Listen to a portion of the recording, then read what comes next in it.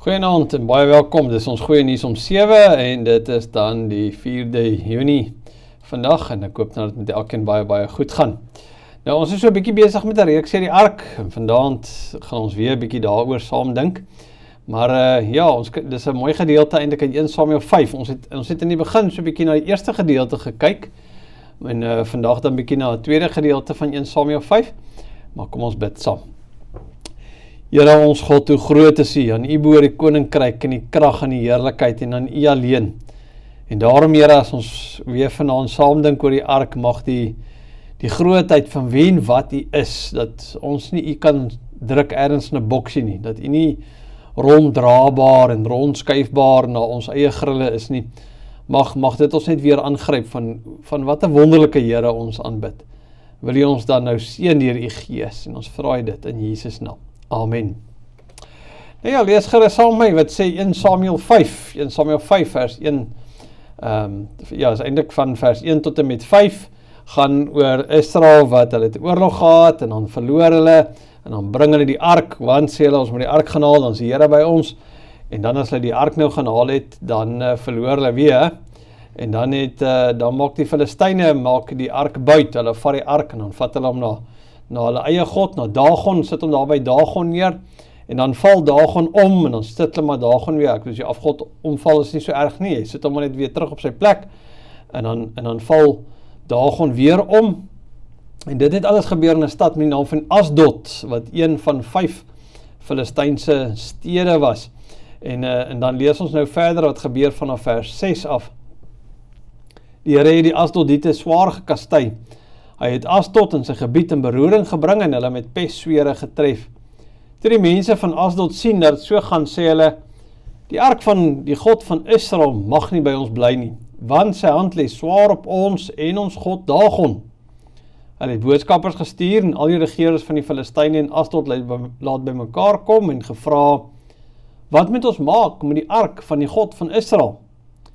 Die regerders het gesê, die ark van die God van Israel moet na Gat toe gevat word. Hulle het toe die ark van God van Israel daarin gebring. En nadat hulle dit gedoen het, het die Here 'n baie groot beroering in die stad veroorsaak.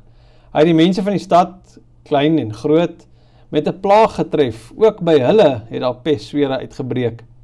Daarna het hulle die ark van God weggestuur na Ekron toe. Toe die ark van God in Ekron kom, het die Ekronners geskreeu, hulle het die ark van die God van Israel na ons toe gebring om ons en ons mense dood te maak. Hulle het boodskappers gestuur en al die regerings van die Filistyne laat by mekaar kom en gesê, stuur weg die ark van die God van Israel. Laat dit na sy eie plek toe teruggaan, sodat dit ons en ons mense nie doodmaak nie. Daar was 'n dodelike siekte in die hele stad. Die hand van God het swaar gelê op hulle. Die mense wat nie gesterf het nie, is met pestswere getref. Die geskreeu in die stad kon baie ver gehoor word. Nou goed, een van die belangrikste lesse wat ons as Christen moet leer, is dat om my manier van dink moet eintlik inskakel by die Here se manier van dink en nie andersom nie. Nee, want so ons het nou gelees hierdie gedeelte wat gebeur het, die Israeliete, die Filistyne het die ark gevat en by Dagon gaan neersit en dies meer. En dan staan daar dat die Here het die Asdodite gekastei. Hy het hulle in beroering getref en met pestswere getref.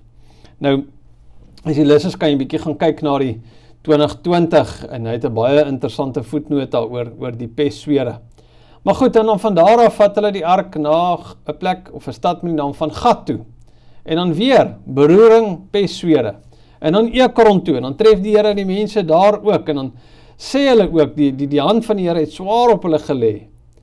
So, wat ons moet raak sien is hoe die Filistyne eintlik nie heeltemal weet wat om te doen nie, hoe hulle die ark van die een plek na die ander stuur, en die rede daarachter is hulle denkpatroon, nee, en ons het voorheen al gesê dat 'n heidense kop werk so, want hulle het baie gode vir baie dinge, maar elke god was gebied gebonde.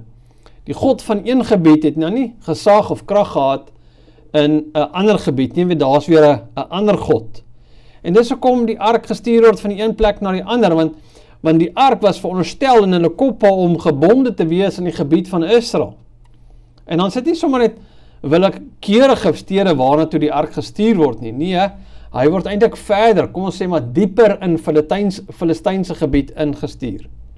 So, die logika is, hoe verder van Israel, hoe minder sal die Here se krag. Kyk, hulle het natuurlik ook die Here en die ark het hulle aan mekaar gekoppel, so hulle dieselfde ding.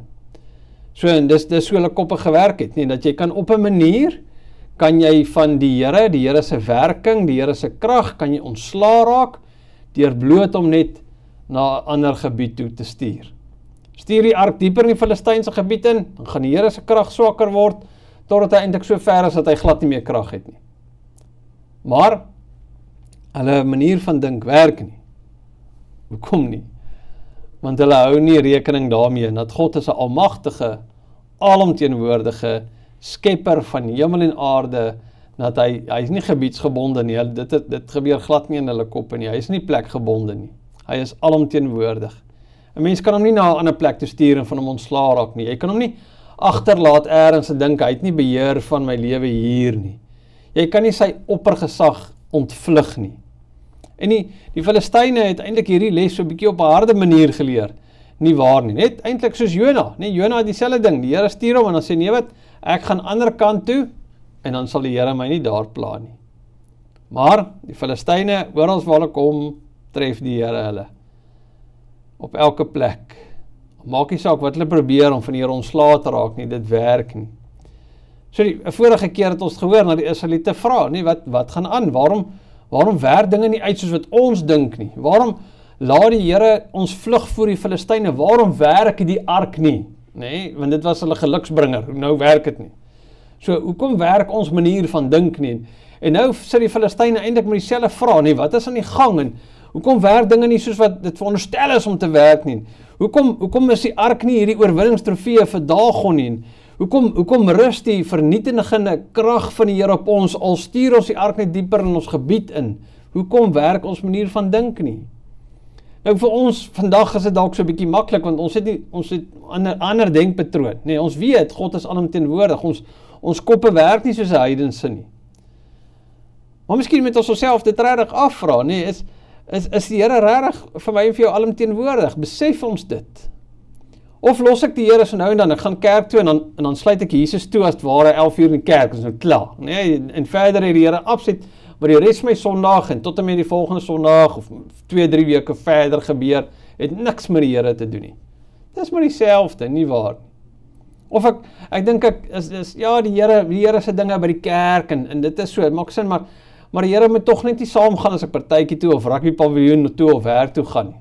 Nee, want dalk gaan hy my pret bederf. So om te weet dat God is oral is eintlik is moeilik, nee, moenie vir 'n oomblik dink dit is maklik nie. Want hy ken ons gedagtes, ons woorde, ons daarin, en dis nie maklik nie. Nou goed, dis 'n bietjie die teorie, nee, nou kom ons pas dit net bietjie toe, die Here se alomteenwoordigheid.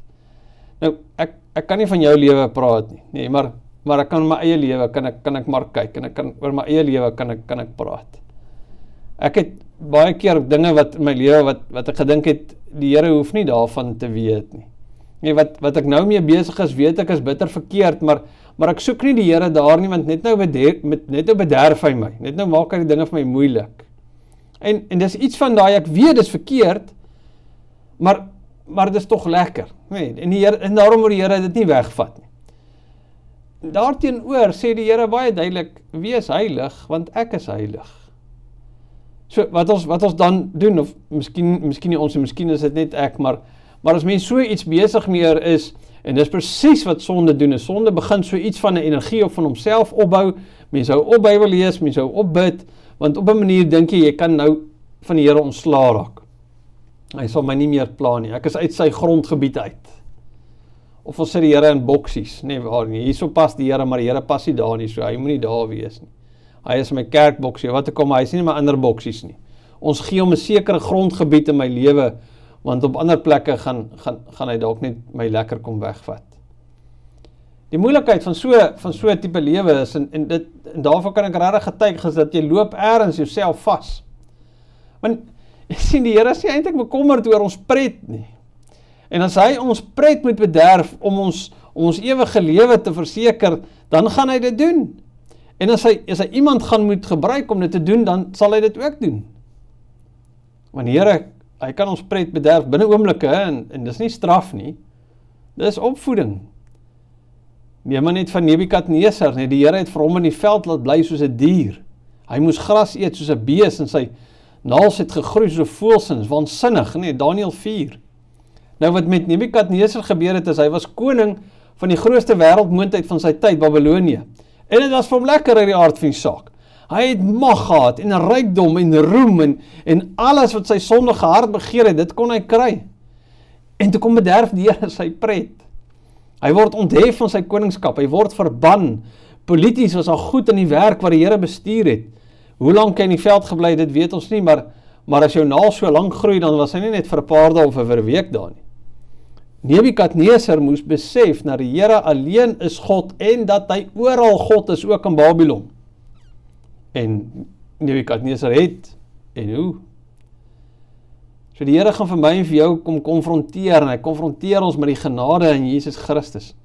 Hy kom verseker ons hoe intens lief hy ons het.